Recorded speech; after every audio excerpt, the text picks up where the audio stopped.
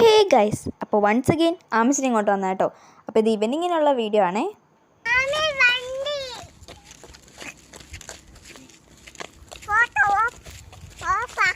ഇവരിവിടെ രാവിലെ ആട്ടോ വന്നത്. അപ്പം ഇപ്പോൾ ഓണത്തിൻ്റെ വെക്കേഷൻ ആയതുകൊണ്ട് അവർ ഇങ്ങോട്ട് കുറച്ച് ദിവസമല്ല, ഒരു ദിവസത്തേക്ക് നിൽക്കാൻ വന്നതാണ്.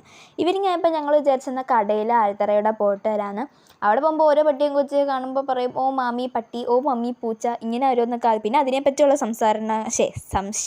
സംസാരമായിരിക്കും അവിടെ പിന്നെ നടക്കുന്നത്.